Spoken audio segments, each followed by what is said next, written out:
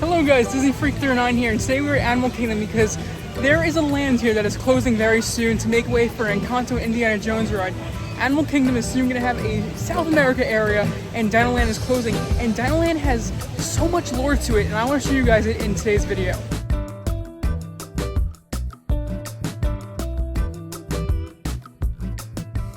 So our story takes place right here in the 1940s on this street, Route 498, in a county called Diggs County. Right off of the route is a fishing lodge. Every so often, fishermen would come to this fishing lodge. To profit off of the people coming down Route 498, a couple named Chester and Hester bought a plot of land and turned it into a gas station. Fast forward to 1947 when an archaeologist came right here to this fishing lodge and uncovered a dinosaur fossil. This was the first bone that they found. The archaeologists knew there were going to be more fossils to discover in the area, so they bought out the fishing lodge and they turned it into the Dino Institute.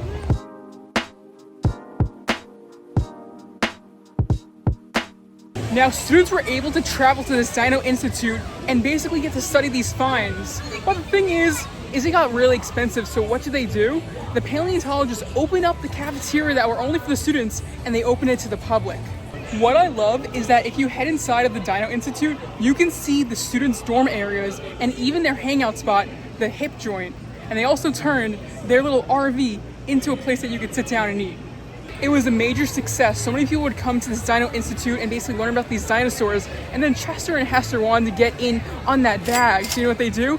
They turned their gas station into this massive dinosaur souvenir shop with giant flashing signs everywhere, basically luring the people into their store to make a low profit.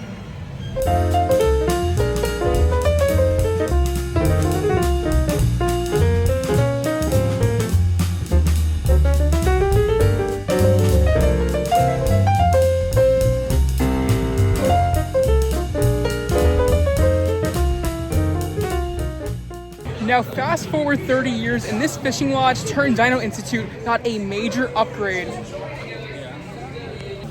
This institute was built right by the lodge and it operated more efficiently for around 20 years until a major product was created. In a perfect blending of science and technology, the Dino Institute has created the Time Rover, an amazing vehicle that will literally transport you to the age of the dinosaurs. These paleontologists want that bag, so what do? They offer a time-traveling trip for tourists.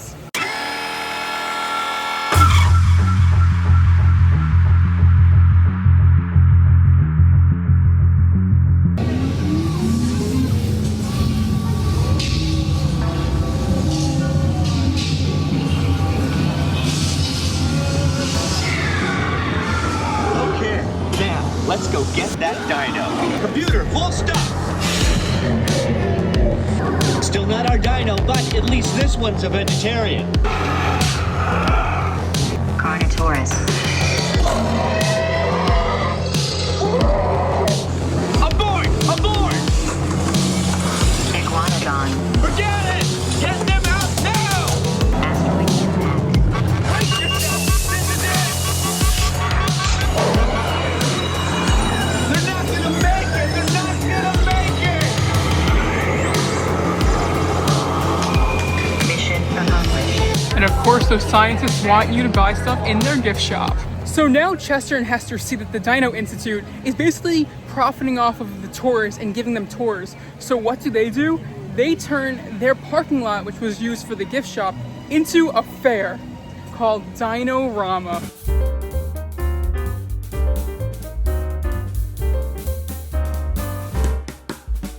These are literally parking spaces that used to be used for the gift shop over there. You can find carnival games here and Triceratops spins, and what used to be here was Primeval World, which was, I think, one of the best rides in Animal Kingdom, which unfortunately closed in 2020. Primeval World was literally an amazing attraction. It was basically like a mousetrap type of ride, but what was great about it was a literal knockoff of the Dino Institute's dinosaur ride, because it was basically you travel back in the past and you gotta get a dinosaur and you gotta get back before the asteroid hits it, but it all had these like playful little cardboard cutouts everywhere that made you think you were time traveling when you actually weren't. Chester and Hester turned their little gas station into a roadside attraction on the side of Route 498. And that is the super secret but also extremely detailed lore of Dinoland USA.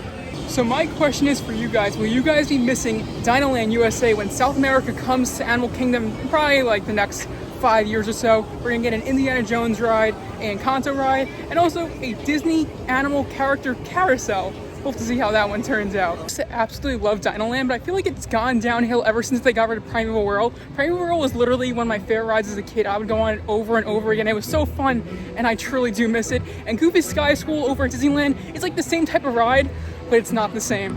But I'm very optimistic for the future because I'm sure the Imagineers are going to cook up something great with the Indiana Jones ride, which is not going to be an exact copy at the one at Disneyland. It's going to be a new original ride, and we're also going to be getting a one-of-a-kind attraction with Encanto, because Encanto is a very recent Disney movie that blew up on Disney Plus, and it's now a phenomenon. Like, that came out of nowhere, and they're going to be making an attraction based on the day that Antonio gets his powers, which is the day that he could talk to animals. So that's how they're going to fit it in with the Animal Kingdom. Also, I want to touch on something. Dinoland USA looks very cheap, and it's because they were on a budget. The Imagineers originally wanted to make an area called Beastly Kingdom. Now, this would be an area themed to all mystical creatures, so you had dragons, unicorns, and a ton of those mystical animals. But unfortunately, the Imagineers blew their budget on other areas of Animal Kingdom, so they had to cut back that land, and they turned Beastly Kingdom into Dinoland. And they were on a strict budget. But isn't it crazy that such like a cheap looking land has so much lore to it, like more lore than most areas in Walt Disney World?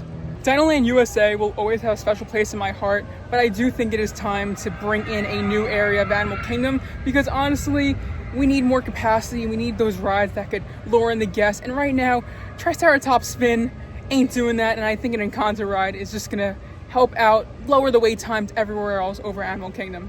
If you guys ever have the chance to come to Dinoland before it permanently closes, please go inside, explore all the details of restaurantosaurs, go into the gift shop, look around, because the Imagineers put in so much detail in every little corner, and you could spend hours just looking and reading all of the memorabilia on the walls.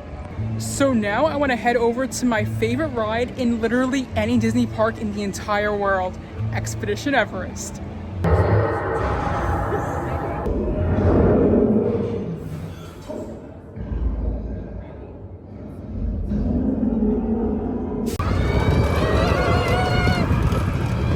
In the gift shop. This is a Taylor Swift reference. Are you ready for it? Expedition Everest, like I said, is my all-time favorite ride at Disney, at any Disney park. And something kind of funny about that ride is the Disco Yeti, which, oh, I love Disco Yeti, wasn't always in disco mode. So originally it was a full functioning animatronic, but a few months after opening, they realized that the structure that the animatronic was on cracked because the animatronic is so heavy and it literally broke the foundation. So they had to switch to B mode, which is literally putting a strobe light to make it look like he is moving. Ooh. Now everyone wants the Yeti to be fixed, including Deadpool.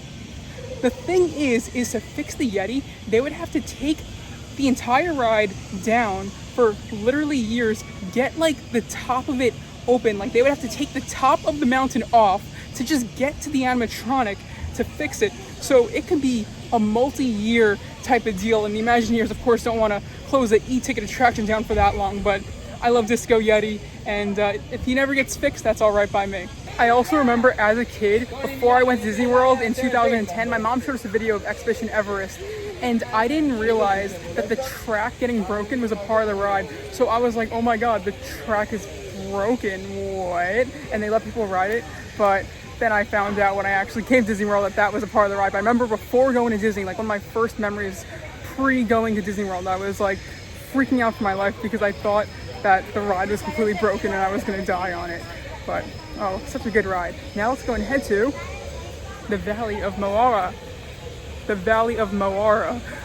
Something extremely fascinating about Animal Kingdom is that the Pandora area of Avatar was the area that Beastly Kingdom was going to go. Now, when Animal Kingdom first opened, it was called Camp Mini Mickey. It was basically a character Ingrid area with like a Pocahontas show.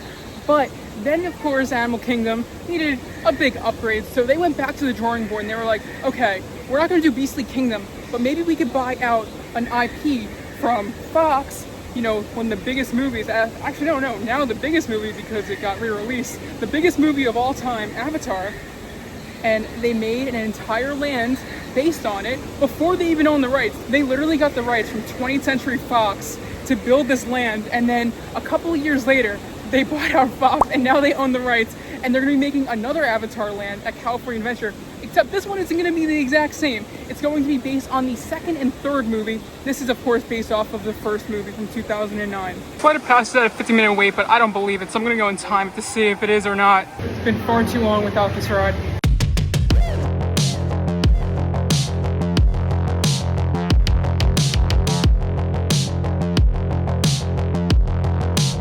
Soon, you're gonna have a chance to undertake an amazing Navi rite of passage, flying on the back of this powerful animal called an Ikron. Took around 43 minutes.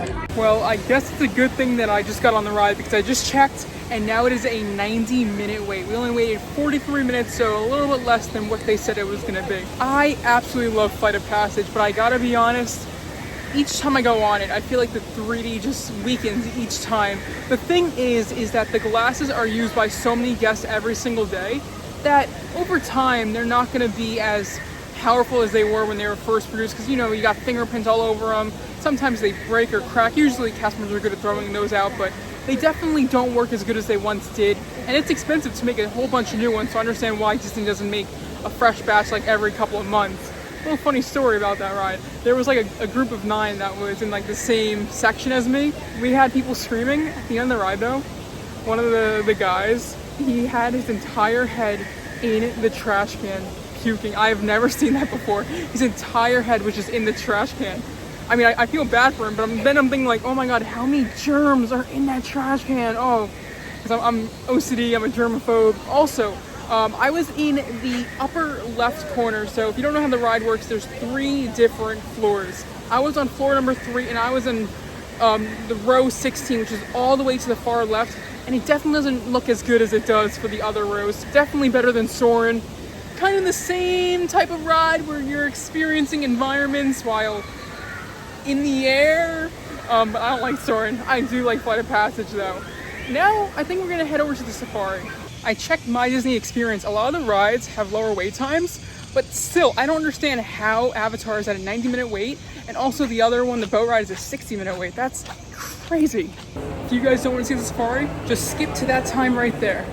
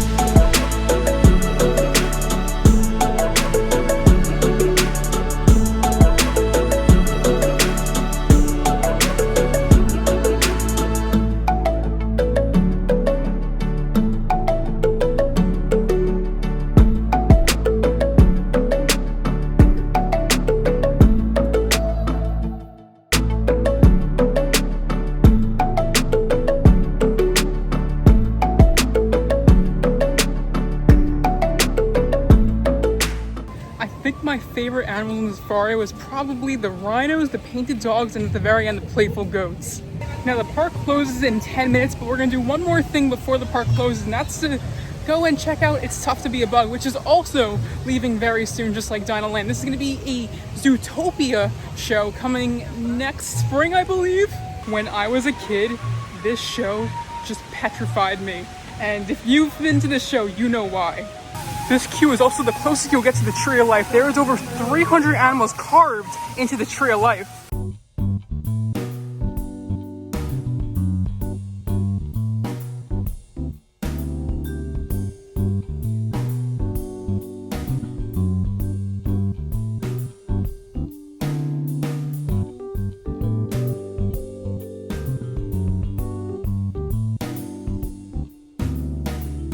I like the show, but it is definitely very scary. So it's probably a good thing that they're changing it. There's this one scene where all these spiders come down, and then another point where like they sting you in the back, and it's really scary for young kids.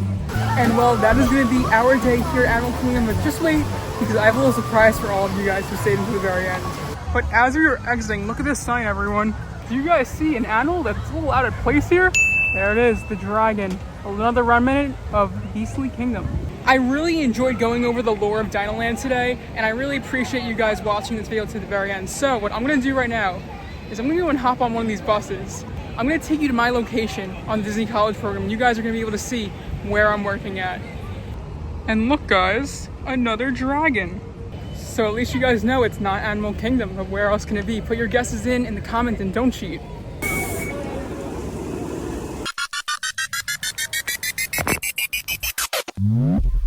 It just started to rain, but I am working at All Star Music, one of the value resorts here at Walt Disney World. If you guys have been watching me for any point of time, then you guys know I actually stayed here in the Broadway section at All Star Music on my last major trip to Walt Disney World in July of 2023. And it's kind of crazy that I'm working here because I actually remember going to one of the parks and I saw a Disney College program bus. And I looked at the cast members getting off the bus and I was like, that could be me one day. I didn't imagine though that I would literally be here at this resort though. So I will be working here at the intermission food court at All Star Music, and I'm very happy that I was put at a resort because the parks can get very, very crazy, but with the resorts, they definitely die down in the afternoon when most of the guests go to the parks, and that's gonna be better for me. I wasn't expecting it to rain this much today, but then again, we are in Florida. Look how high the water is. Here we go. No running in Disney, just fast walking, fast walking. Ah! Oh my goodness. I was going to walk around the resort and show you guys, but since it's literally downpouring, I'm not gonna do that. But luckily, when I stayed here in July of 2023, I went over sports, music, and movies, and I did an in-depth review of all 3 resorts here at the All Stars. And if you wanna go and check out that video, go and click the top right corner. But here it is. Well, thank you guys so very much for watching today's video of my day at Animal Kingdom. I hope you enjoyed the lore of Dinoland, and maybe you could appreciate it a little bit more now that it's leaving. And again, please go and visit it if you can before it closes. There's lightning in the area. Go and check out another video if you want to go and see my all-star ranking, or my all-star tour, I mean. And if you also want to see maybe me talking about where the Monster Inc. land is, go and click that one over there. And if you guys have kept up to date with